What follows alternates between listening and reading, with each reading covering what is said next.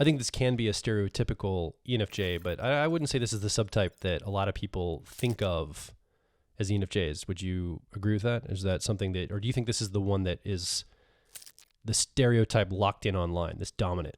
I think that dominant ENFJ types, I think actually this is closer to the stereotype than where we're about to move, which is the creative type. Well, let's do that. Let's go over the creative now. What does this type look like? Okay, so if dominant types are more driven and confident, then creative subtypes are more social and creative.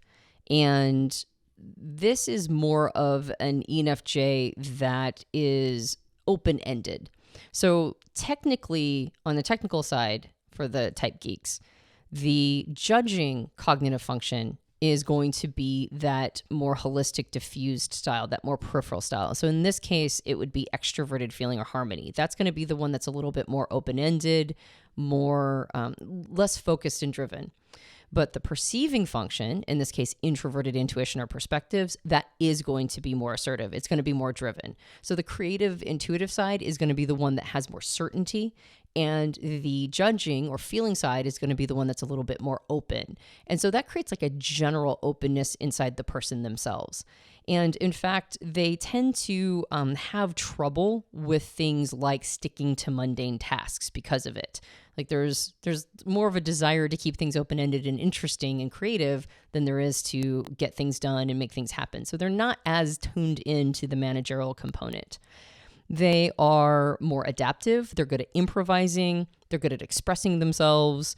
They are exploratory. They're still excellent at auditory skills, and like they're very tapped into body language, vocal tonality, and there is a goal focusedness for them, even though there's not as much of a management focus. So in some ways, I wouldn't be surprised if a lot of ENFJs of the creative subtype have mistyped themselves as perceiver types. I think that when ENFJs believe they're ENFPs, or ESFPs, oftentimes it's because they are this open-ended sort of creative subtype. I think this is the subtype of ENFJ that probably isn't going to feel comfortable being the ballast or the person that's managing or keeping the time or ensuring things happen on that timeline. This is an ENFJ that most likely will thrive in a system or a platform that subsidizes them, like not subsidize them, like literally pay for their way, but subsidizes all that energy that they could apply to management that they can now apply to the creative process, to expressing, to being more free form, to, contribute in that more expressive, creative, performative way. And that requires them to disengage from management, which a lot of people, when they think of ENFJ energy, it's like they're always in charge, they're always managing. This is not that flavor of ENFJ though. Right, because they're not relying as much on linear thinking. Yeah. They have more of an overarching understanding about how things work. They're not as like information and knowledge based as they are on assessing and reading a situation and having like an intuitive understanding of the bigger picture. And so because of that, it's harder to sort of be directive if you don't have a linear process that you're moving through, or a linear process set up for other people to move through. So they don't really, the creative subtype doesn't really like to be in management as much, but they are very good one-on-one, and they're very good at reading a situation.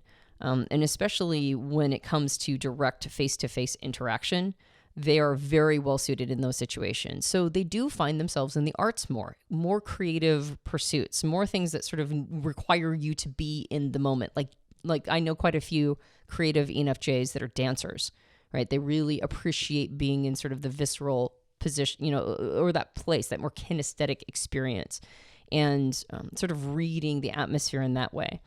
But they really thrive in anything that suits whatever their particular style is. So they can also be a business entrepreneur. Now, that's very different than managing people. Entrepreneurship is more of a creative, open-ended endeavor, right? It's more about trying to figure out how to make all of this work, right, in a fast-paced environment, as opposed to like supervising specific people.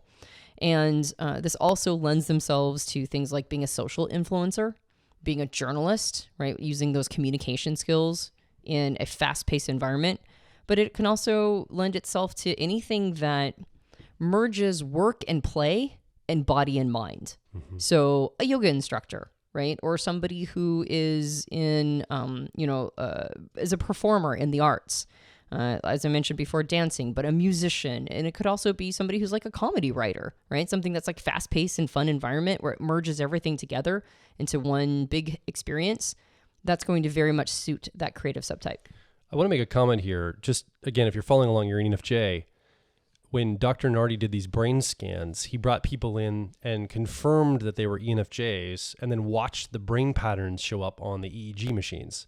And so this creative subtype, in contrast to the dominant, each of them have a different brain pattern that shows up. And the other two, normalizing and harmonizing, we're going to talk about in a moment.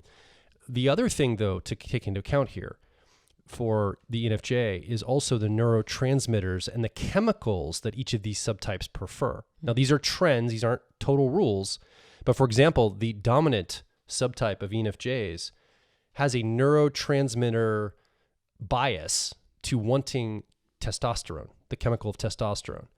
And the bias for the creative subtype is the chemical of dopamine. So a person who tends to have the brain scan obviously show up on the EEG machines like this, but also is chasing after that dopamine hit, is most likely going to be a creative subtype styled ENFJ. And then we've got I'll talk about the two other chemicals and neurotransmitters. We get to the other two subtypes. Mm-hmm. But I thought that was interesting to just kind of layer that in because the chemicals in our brains actually affect how we show up, the flavoring of our personality type. Yeah. And the brain scans for dominant subtypes, it was more about, or a lot of the brain patterns were in the executive regions, like the prefrontal cortexes, both right and left. For creative subtypes, they had a starburst pattern, which is more about connecting all the different parts of the brain sort of simultaneously when any information comes through. And that's actually for all the types.